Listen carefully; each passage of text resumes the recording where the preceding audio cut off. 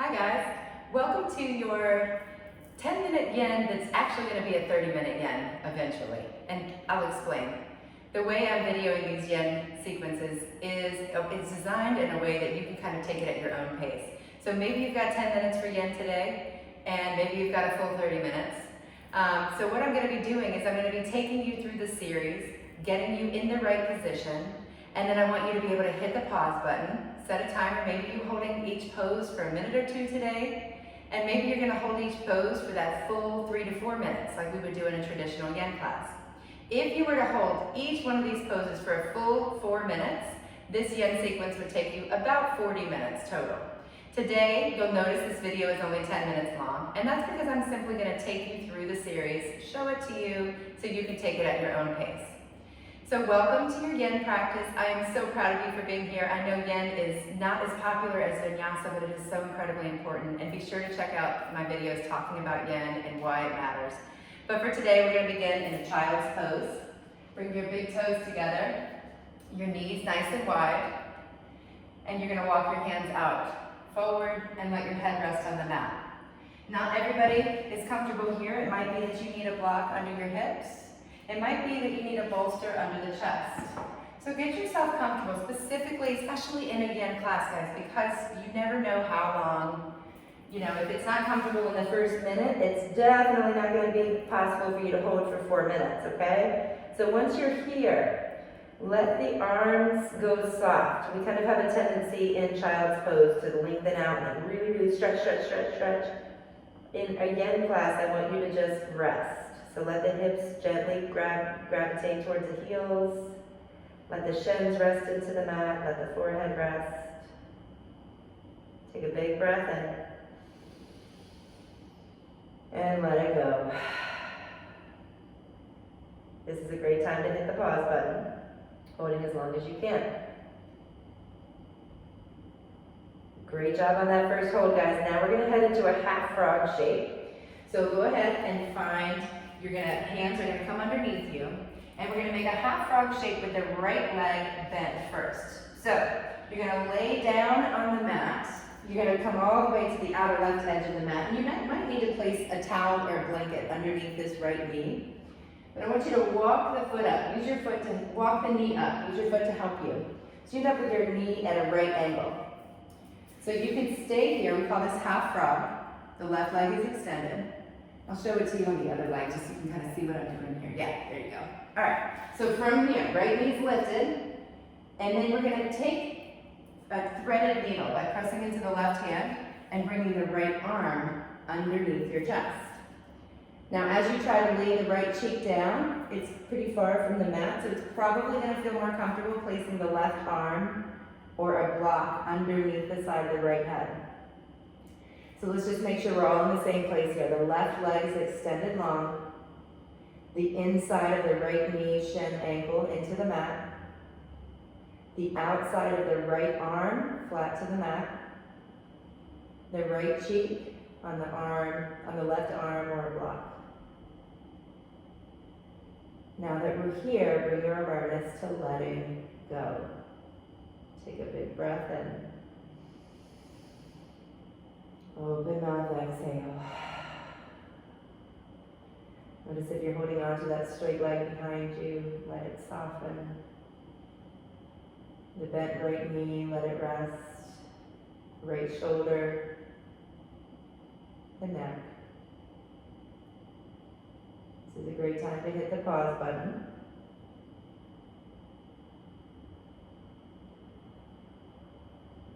Alright guys, you just unpaused. Great job with whatever your hold was today.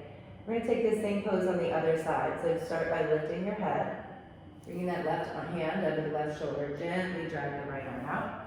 You don't want to shake in any way. Take the right leg back. So you end up lying on your stomach. Scoot yourself over to the right side of your mat. Maybe place a towel or blanket over to the left side. And you're going to bring that left knee out to the left. So the inside of the left knee, shin, or ankle are flat into the mat. You can stay here or thread that left arm underneath the chest so the outside of the left arm is into the mat, the palm facing up. You can take the left cheek to the mat or the right arm or a block, whatever feels best. Take a big breath in. Big breath out. Let your awareness come to that straight right leg. You're probably holding on in some way. Make an adjustment, whatever you need to do to be able to let it go. At the inside of the left thigh, shin, rest into the mat. Let the left shoulder soften the neck. And when you're ready, hit that pause button.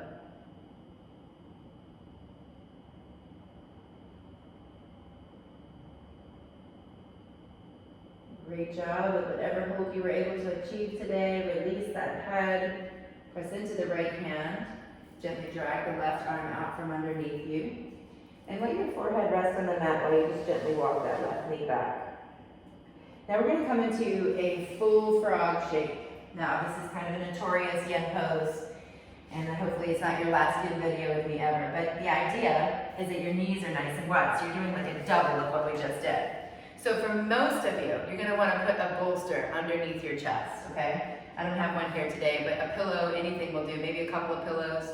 But what we want to do is double of what you just did. So you've got your knees right outside of your hips and your feet right underneath your knees. So it's like you're making two right angles here. You come down onto the forearms or the bolster or whatever it may be. You want your head to be able to let rest on the floor. I'm using my fists, you can use blocks. You want to come to as much rest as you can. This is a very challenging pose, so take it easy. You want to be mindful to keep the insides of the shins pressed into the mat here, insides of the ankles. Take a big breath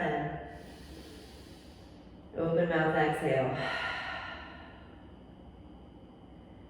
Great time to hit the pause button.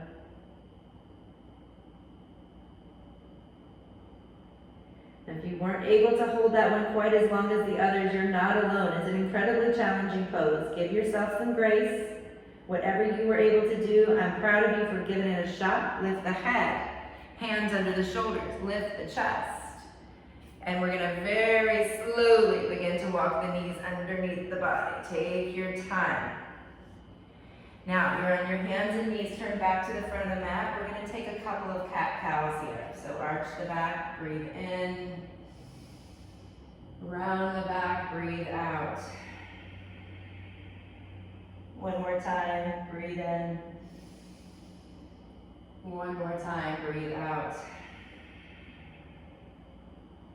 All right, for butterfly pose, Baddha Konasana, I want you to sit on your bottom, feet out in front of you.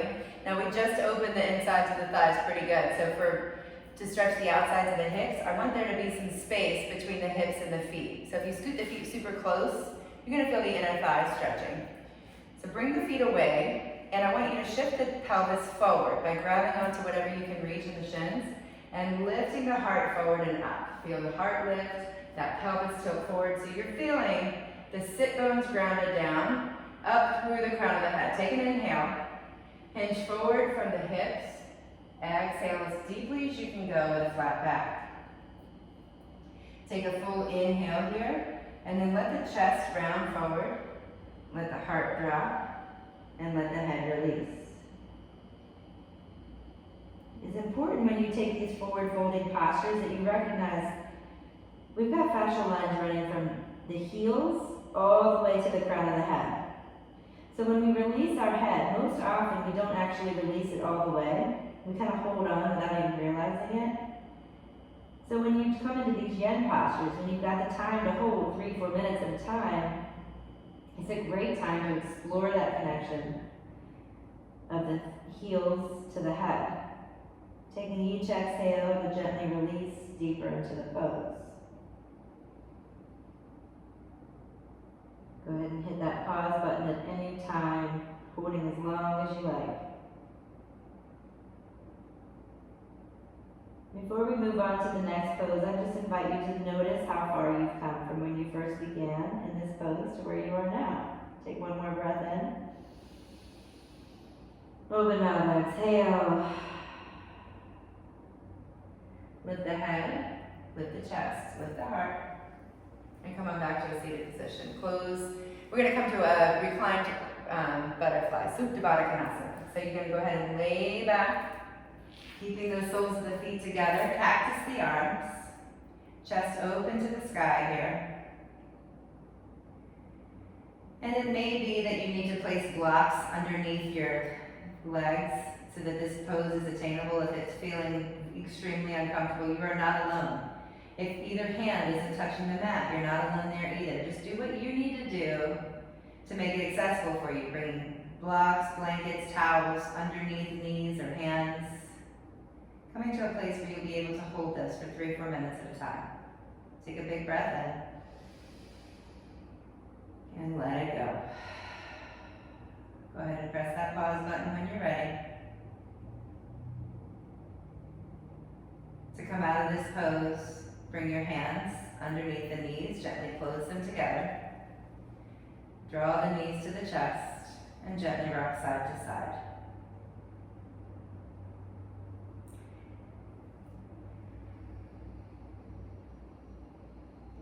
The last yin posture that we'll take today is a happy baby. Peace fingers to the big toes, knees nice and wide, gently rock side to side at first.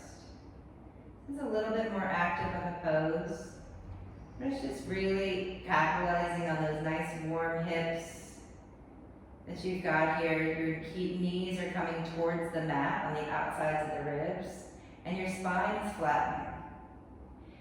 In a traditional yin class, this would be one of the shorter holds, maybe only 2 to 3 minutes instead of 3 to 4.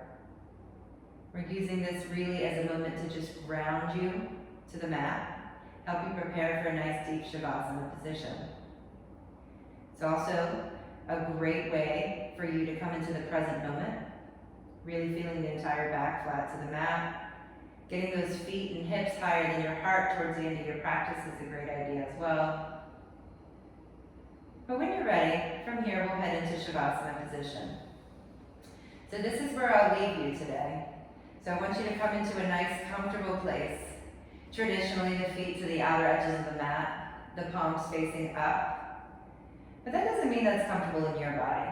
So in a yin class, the shavasana positions are typically closer to 4 or 5 minutes long, and I want you to be super comfortable. So don't be afraid to kind of rock onto your side, place the mat underneath you, or place a blanket roll under the knees. Do whatever you need to do to find complete rest. But once you arrive there, guys, just let yourself kind of surrender to the mat. Take one more big breath in. And an open mouth exhale.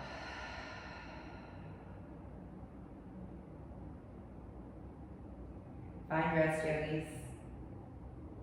Shavasana.